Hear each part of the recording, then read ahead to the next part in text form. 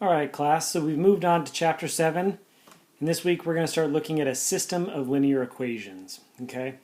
So basically, the name of this chapter is going to be, if we have multiple equations, when are those equations true?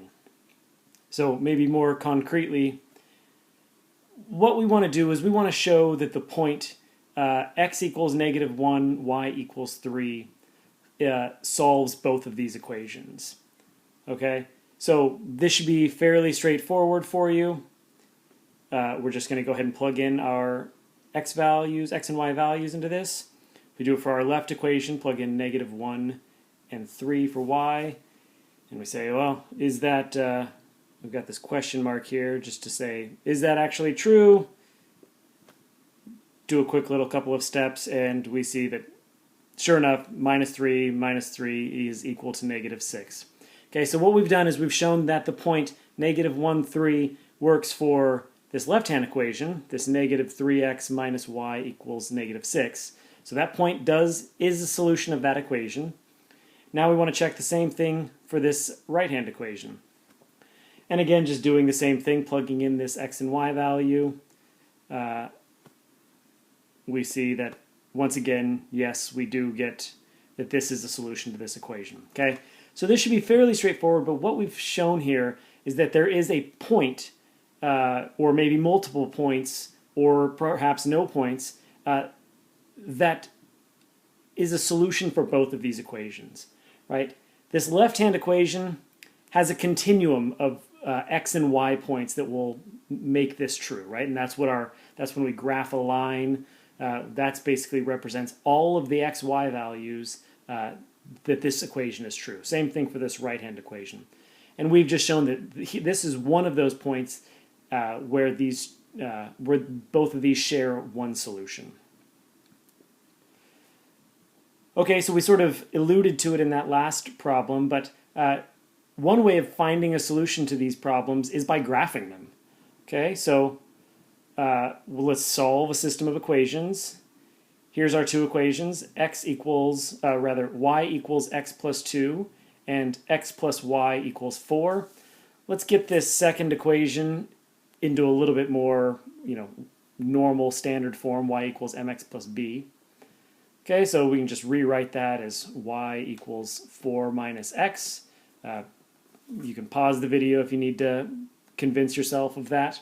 And now we've got two equations that we can easily plot. We'll number these 1 and 2. For number 1, we've got a slope of 1, right? If we just look at the y equals mx plus b, m is 1 in this case, and our b, or y-intercept, is equal to +2. So I'll put my y-intercept value there at +2 and draw a line of, oops, I drew that line wrong, but that line should be a slope of +1. Okay, so this is our line for the graph. Let's look at our second equation. It's got a slope of -1 and a y-intercept value of 4. So I'm going to put my y-intercept value there at 4, +4, and draw a line with a slope of -1. And what we see is that there's indeed a point at which these two graphs intersect, and that's the value, like that -1, 3 in our previous problem. This is the point at which both of these share the same solution. We can find this by just drawing a straight line up from the x-axis and over from the y-axis, and it looks like we've got a solution of about x equals 1, y equals +3. So that's one way of doing it. The problem with this is that it's not always very precise.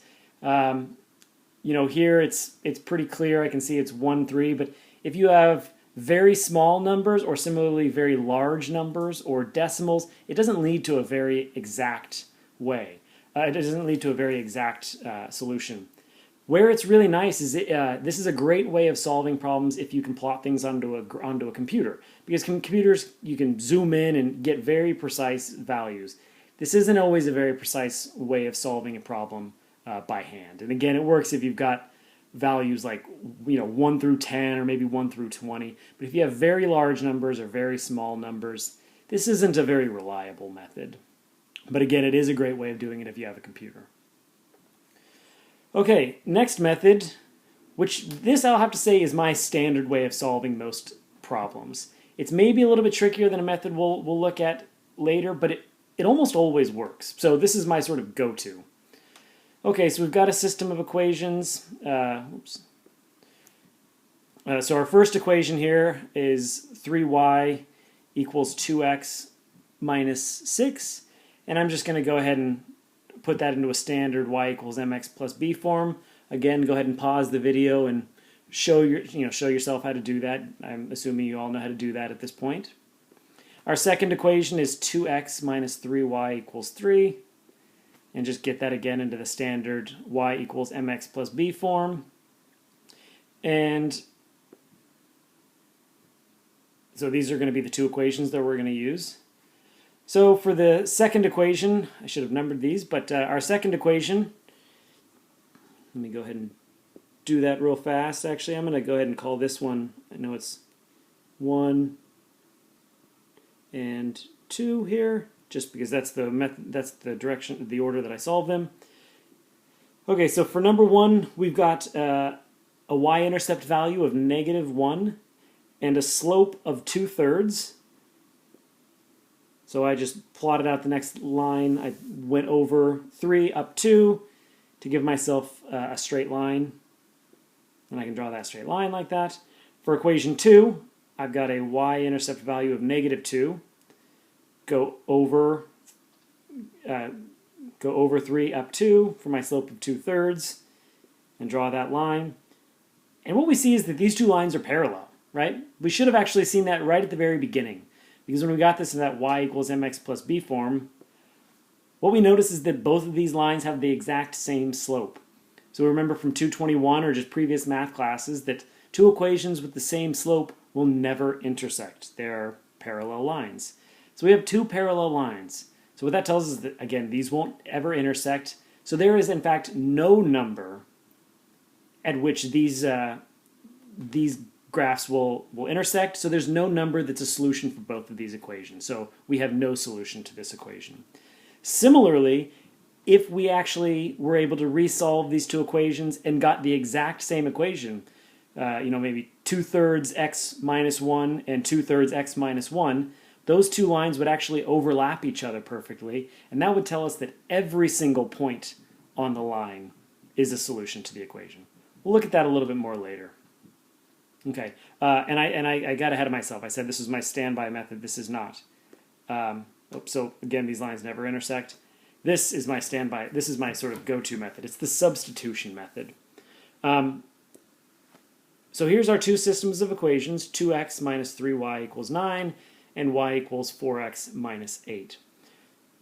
So the general procedure for these problems is to first solve for either x or y. It really doesn't matter. We just want to get x or y on one side all by itself. Okay, this equation over here is already in that format. We've got y equals 4x minus 8. So we've already solved it for x, or for y rather. So I'm going to take that one, and what I'm going to do is then substitute this into the other equation. So I'll say, look, we've got this y value here. If there is a solution to these equations, then I should be able to take this y value and substitute it into this problem. So that's exactly what I'm going to do. And so instead of putting in y, I'm going to put in the what it's equal to, which is this 4x minus 8. And then I'm just going to solve this problem. Okay, so I can rewrite that as 2x minus 12x plus 24 equals 9. Combine like terms. And then I find that x equals 1.5. Okay, so I found the x value which where these two equations intersect. Now I've got my x value, so what I can do is plug in that x value into one of the equations and solve it for y.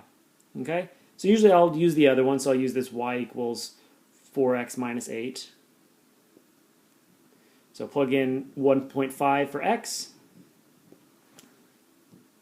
and I find that y equals -2. So my solution to this problem is x equals 1.5, y equals -2. That's the solution to this problem. Good. So this, like I said, this method is sort of my standard way of doing things. Sometimes an equation is just too ugly, and it can get a little bit messy this way, but it almost always works, and it doesn't require a whole lot of trickery, I'll say, and it's more precise than the graphing method. So I usually will try this one first. In the next video, I'll show you another method of solving these problems that they can be very clever and very easy to solve problems if you can see the relationships. So I'll look forward to seeing you guys in the second video.